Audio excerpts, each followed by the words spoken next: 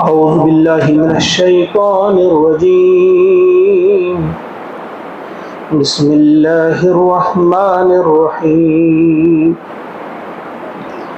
ويوم نحشر من كل أمة فوجا ممن يكذب بآياتنا فهم يوزعون صدق اللہ العظیم۔ سورۃ النمل، اس کا آخری رکوع یہاں سے شروع ہوتا ہے، آیت نمبر 83 سے 83۔ 5 یا 6 آیات کا آج ہم مطالعہ کریں گے، کل یہ سورۃ انشاءاللہ مکمل کی جائے گی۔ اللہ تبارک و تعالیٰ کا ارشاد ہوتا ہے، اس سے پہلے جو ہم نے دابۃ الارض کا اس میں پڑھا، جو ایک نشانی ہے قیامت سے پہلے، ایک ایسا جانور زمین سے برآمد ہوگا جو باتیں کرے گا، گفتگو کرے گا۔ تو اس کے بعد مغرب سے سورج کا طلوع ہونا اور پھر سور پھونکا جائے گا، اس کا تذکرہ ہو رہا ہے۔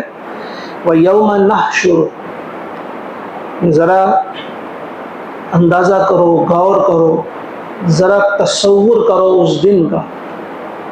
اللہ کا ارشاد ہوتا ہے ذرا تصور کرو اس دن کا، نحشر، جس دن ہم جمع کریں گے، اکٹھا کریں گے، من کل امت، ہر امت میں سے، فوجن، ایک فوج کی فوج، یعنی کثیر تعداد میں لوگوں کو ہر امت سے اکٹھا کیا جائے گا۔ جیسا کہ آپ جانتے ہیں کہ 1000 میں سے 999 وہی ہوں گے۔ تجھاؤ مکلی ساسمز اخ، جو شیخ العالم نے بھی فرمایا ہے کہ 1000 میں سے ایک کہیں جو ہے وہ جنت کا حقدار قرار پائے گا، مستحق پائے گا۔ تو فرمایا وَيَوْمَ نَحْشُرُ مِن كُلِّ أُمَّةٍ فَوْجًا، ذرا تصور کرو اس دن کا جس دن ہر امت سے ہم ایک فوج کی فوج کو اکٹھا کریں گے، جمع کریں گے۔ کن لوگوں میں سے؟ ممن یکذب بآیاتنا، یہ وہ لوگ ہوں گے جنہوں نے جھٹلایا ہوگا ہماری آیات کو، ہماری آیات کو جھٹلانے والے، جنہوں نے جھوٹ کہا ہوگا کہ یہ آیات جھوٹ ہے، ان کو کثیر تعداد میں جمع کیا جائے گا اس دن کا، ذرا تصور کرو۔ فَهُمْ يُوزَعُونَ، اور پھر ان کی جماعت بندی کی جائے گی، درجہ بندی کی جائے گی۔ فَهُمْ يُوزَعُونَ، انہیں روکا جائے گا اور روک کر ان کی درجہ بندی کی جائے گی۔ مفسرین نے یہاں لکھا ہے درجہ بندی کیسے ہوگی؟ ان کے جرائم کے اعتبار سے۔ کچھ مفسرین نے لکھا جیسے کافرین کو الگ کیا جائے گا، پھر مشرکین کو الگ کیا جائے گا اور منافقین کو الگ کیا جائے گا۔ کچھ لوگوں نے لکھا نہیں، کچھ مفسرین نے لکھا ہے کہ جرائم کے اعتبار سے کچھ لوگوں کے جرائم انتہائی سنگین ہوں گے، کچھ ان سے کم تر درجے کے جرائم ہوں گے۔ کچھ نے ان سے، جیسے ایک شخص ہے اس نے کفر کیا لیکن کفر کرنے کے بعد وہ خاموش بیٹھا، دوسرا شخص ہے اس نے کفر بھی کیا، اس کے بعد بغاوت بھی کی، اس نے اپنا پورا زور صرف کیا اس دین کو روکنے کے سلسلے میں، اس دین کی شمع بجھانے کے لیے اس نے طاقت بھی استعمال کی۔ کچھ لوگوں نے اپنا قلم استعمال کیا، کچھ لوگوں نے اپنا ذہن استعمال کیا اس تحریک کو مٹانے کے لیے، اس قرآن کی شمع کو بجھانے کے لیے، اس کے اثر کو کم کرنے کے لیے۔ کچھ لوگوں نے زبان کا استعمال کیا، کچھ لوگوں نے ایک طرح سے، کچھ لوگوں نے دوسری طرح سے۔ وہ ان کے جرائم کے اعتبار سے اب ان کی درجہ بندی کی جائے گی۔ اس آیت کو یاد رکھنا ہے، یہ سورۃ النمل کے آخری رکوع کی پہلی آیت ہے۔ کیا فرمایا؟ وَيَوْمَ نَحْشُرُ مِن كُلِّ أُمَّةٍ فَوْجًا مِمَّن يُكَذِّبُ بِآيَاتِنَا فَهُمْ يُوزَعُونَ، اس دن کا تصور کرو جس دن ہر امت میں سے ایک بڑی تعداد کو، فوج کی فوج کو اکٹھا کریں گے ہم، اور پھر ان کی درجہ بندی کی جائے گی، ان کے گروپس بنائے جائیں گے الگ الگ۔ جہنم کے آپ سب جانتے ہیں لہو سبعۃ ابواب، 7 دروازے ہیں جہنم کے. ان کو کس طرح سے کس دروازے میں کس کو داخل کرنا ہے، یا آپ یوں سمجھیے جہنم کے 7 وارڈ ہیں، کس وارڈ میں کس کو رکھا جائے گا.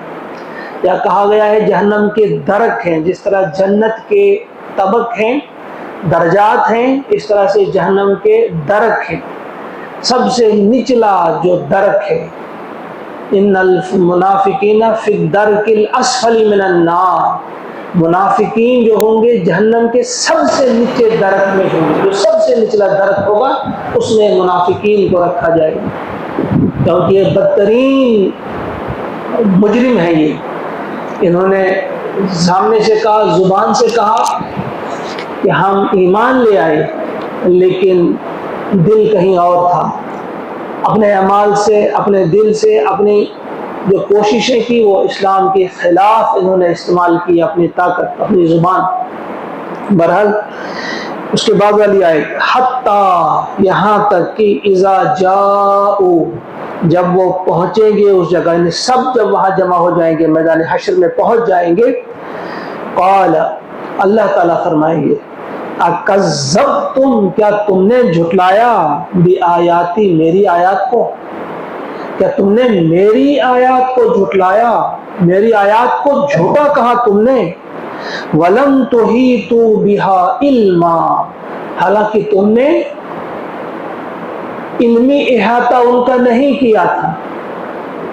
تم نے میری آیات کو جھٹلایا تو اس لیے نہیں جھٹلایا کہ تم نے بڑی تحقیق کی، تحقیق کے بعد تم اس نتیجے پہ پہنچے کہ بھائی یہ نہیں اللہ کی آیات.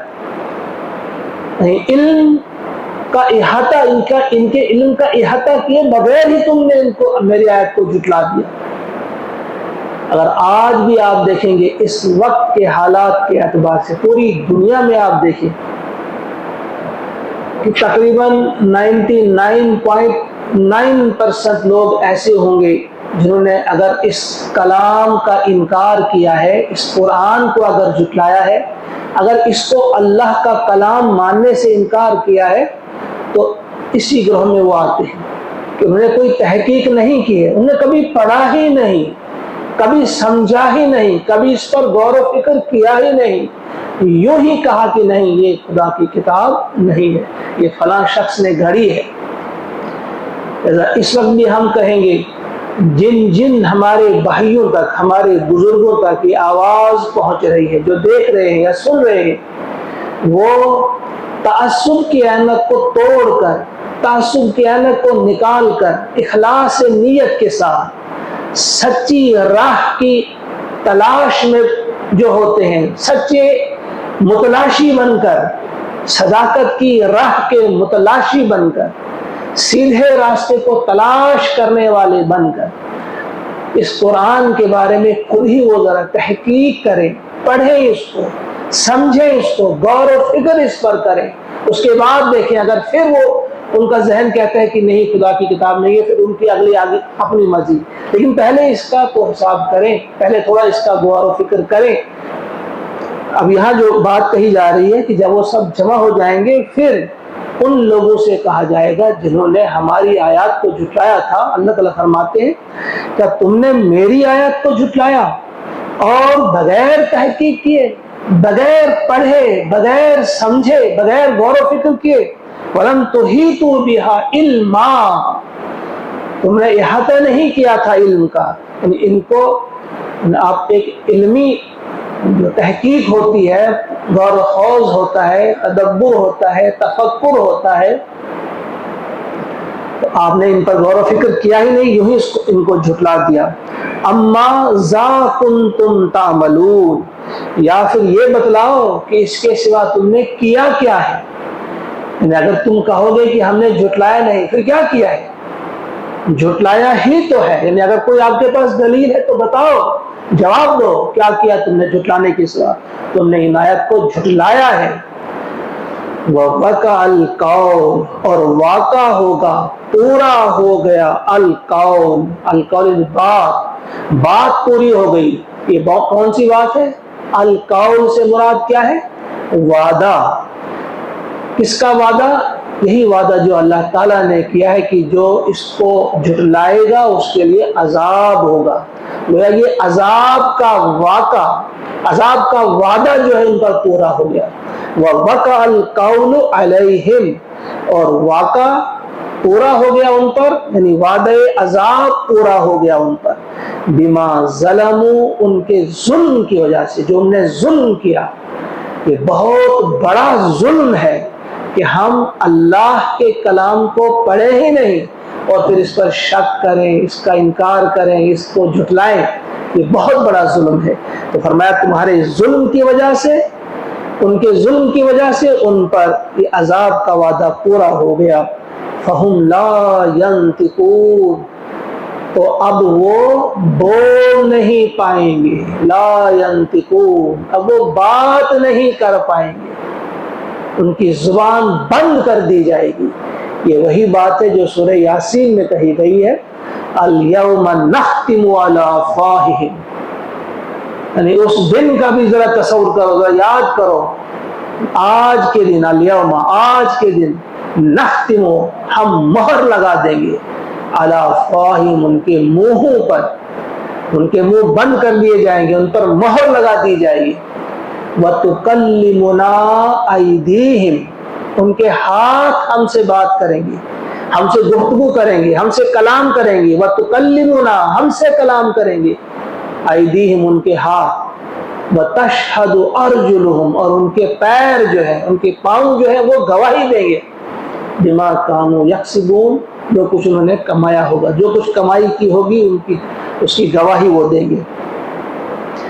أَلَمْ يَرَوْا، کیا وہ نہیں دیکھتے؟ أَلَمْ يَرَوْا، کیا نہیں دیکھتے وہ؟ کیا انہیں سوجتا نہیں ہے؟ کیا انہیں دکھائی نہیں دیتا ہے؟ أَنَّا جَعَلْنَا اللَّيْلَ، ہم نے بنائی ہے رات، لِيَسْكُنُوا فِيهِ، تاکہ یہ سکون حاصل کریں اس میں، اس رات کو یہ آرام حاصل کریں، سکون حاصل کریں. وَالنَّهَارَ مُبْصِرًا، اور دن کو ہم نے بنایا روشن، تاکہ یہ اس میں کمائیں، کچھ محنت کریں. یعنی یہ ایک آیت ہی کافی تھی اس بات کے لیے کہ اس قرآن کو اللہ کی کتاب مانا جائے، اللہ پر ایمان لایا جائے، اللہ کے نبی آخری محمد عربی صلی اللہ علیہ وسلم کو مانا جائے، ان کی رسالت کو تقسیم کیا جائے. یہی ایک آیت کافی تھی. کوئی بھی شخص، ہر اندھا، بہرا، گونگا، وہ بھی اس آیت سے فائدہ اٹھا سکتا ہے. کس آیت سے؟ کہ جو رات اور دن کو اللہ تعالیٰ نے تخلیق کیا ہے، دن کو روشن بنایا تاکہ محنت کرے انسان، کمائے انسان، خود کھائے، اپنے بچوں کو کھلائے، اور پھر جب تھکا ماندہ یہ رات کو سو جاتا ہے. تو ایک ایسا سسٹم بنایا اللہ تعالیٰ نے کہ نیند کی حالت میں اس کی ساری تھکان دور ہو جاتی ہے. صبح سب جب یہ کھڑا ہو جاتا ہے ایک نئی طاقت لے کر، ایک نئی امنگ لے کر، تر و تازہ ہو کر یہ صبح پھر کھڑا ہو جاتا ہے. اگر وہ غور و فکر کرتا کیا یہ بہت سارے خداؤں کا کام ہو سکتا ہے؟ نہیں، یہ اللہ ہی کا کام ہے. اللہ تعالیٰ ہی حکیم ہے جس نے ایک ایسے انداز سے زمین کو بنایا، زمین کی ایک ایسی رفتار مقرر کی کہ یہ برابر کس انداز سے سورج کے ارد گرد گھومتی ہے. کتنی گرمی چاہیے، کتنی سردی چاہیے، کب رات ہو کب دن ہو، کس انداز سے یہ دن اور رات بدلتے رہیں، یہ اللہ ہی کر سکتا ہے. بہت سارے خدا ہوتے، اسی میں جھگڑا ہو جاتا، اسی میں جھگڑا ہو جاتا ہے، ساری کائنات جو درہم برہم ہو جاتی ہے. ایک یہ کہتا دوسری بات کہتا. اور اسی طرح سے پھر چاند کتنی دوری پر ہو اور چاند کس انداز سے زمین کے ارد گرد گھومے، وہ بتا دیا اللہ تعالیٰ نے. ان کو اپنا راستہ بتا دیا. کتنی دوری رہے سورج سے زمین کی، کتنی دوری رہے زمین سے چاند کی، یہ ساری چیزیں جو ہے ہمیں بتا دیتی ہیں بڑی آسانی کے ساتھ. جو بھی تھوڑی سی کوشش کرے گا، جو مخلص انسان ہے، بڑے ادب سے کہوں گا، بڑے احترام کے ساتھ کہوں گا، اپنے ان بھائیوں سے جو ابھی تک قرآن سے دور ہیں، جو ابھی تک قرآن کی طرف نہیں آ رہے ہیں، اس کو پڑھے آپ، سمجھے آپ. سمجھنے کے بعد بھی اگر آپ اس کو سمجھتے ہیں اللہ کا کلام نہیں، وہ پھر آگے آپ جانیں، لیکن آ تو جائیں، سمجھے تو سمجھنے کی کوشش تو کریں۔ فرمایا ذرا یہ دیکھتے نہیں، ان کی آنکھیں کھلتی نہیں ہیں، ان کو سوچتا نہیں ہے کہ ہم نے رات کو بنایا، کیوں بنایا؟ تاکہ اس میں آرام کیا جائے، سکون حاصل کیا جائے۔ اس میں ایک اور اشارہ بھی آج کے جوانوں کے لیے جو رات کو بیٹھے رہتے ہیں، دن کو سو جاتے ہیں۔ یہ بہت ہی بڑی، انتہائی غلیظ اور گندی عادت ہے۔ اللہ تعالیٰ نے فرمایا رات ہے آرام کے لیے، ہم کہتے ہیں نہیں ہم رات کو آرام نہیں کریں گے، ہم دن کو آرام کریں گے۔ یہ تو مخالفت ہے۔ اس سے کتنا اثر پڑتا ہے ہمارے جسم پر، ہماری صحت پر، یہ آپ پڑھتے رہتے ہیں، دیکھتے رہتے ہیں۔ بہت سارے جو سائنٹسٹ ہیں، بہت سارے محققین جو انہوں نے بتا دیا ہے کہ رات کو آرام کرنے کے کتنے فائدے ہیں۔ دن کا آرام جو ہے رات کا متبادل نہیں ہو سکتا۔ تو رات کو بنایا آرام کرنے کے لیے اللہ تعالیٰ نے، دن کو نہیں۔ دن کو بنایا وَالنَّهَارَ مُبْصِرًا، یہ روشن ہے، اس میں محنت کرنی ہے، کمانا ہے، غریبوں اور یتیموں، بے کسوں اور بیواؤں کی مدد کرنی ہے، ان کو جا کر دیکھنا ہے۔ دن میں آپ نے بیٹھنا نہیں ہے، سونا نہیں ہے، بلکہ کام کرنا ہے۔ اس دین حق کو غالب کرنے کے لیے آپ نے کوشش کرنی ہے، اللہ تعالیٰ کے پیغام کو انسانوں تک پہنچانے کی کوشش کریں۔ بہت سارے کام ہیں دن کے، اور رات ہے آرام کرنے کے لیے۔ ان فی ذالک، بے شک اس میں ہیں، لآیات، یقینی طور پہ نشانیاں ہیں اس میں، لقوم یؤمنون، ایمان رکھنے والے لوگوں کے لیے۔ لقوم، لی ہوا کے لیے، قوم، قوم کے لیے، یؤمنون جو ایمان رکھنے والی قوم ہو۔ تو قوم سے ہم جب اردو میں جب ہم قوم پڑھتے ہیں یا لکھتے ہیں، اس سے مراد ہوتے ہیں خاص قبیلہ، کوئی خاص ذات، برادری، قوم اس سے مراد ہے۔ لیکن قوم کا مطلب ہے لوگ، اس میں کسی خاص قبیلے، کسی خاص قوم کا تذکرہ نہیں ہے۔ فرمایا لآیات لقوم یؤمنون، ان کے لیے نشانیاں ہیں جو ایمان رکھنے والے، جو ماننے والے لوگ ہیں، جن کا مزاج ایسا ہوتا ہے کہ وہ بات کو جب سمجھیں تو پھر مان بھی جائیں، وہ ڈھٹائی سے اس کا انکار نہ کریں، بلکہ وہ ماننے والے لوگ ہوں۔ اگلی آیت انشاءاللہ کل پڑھیں گے ہم۔ اللہ تعالی ہمیں توفیق عطا فرمائے کہ ان آیات، جن آیات کا آج مطالعہ کیا گیا،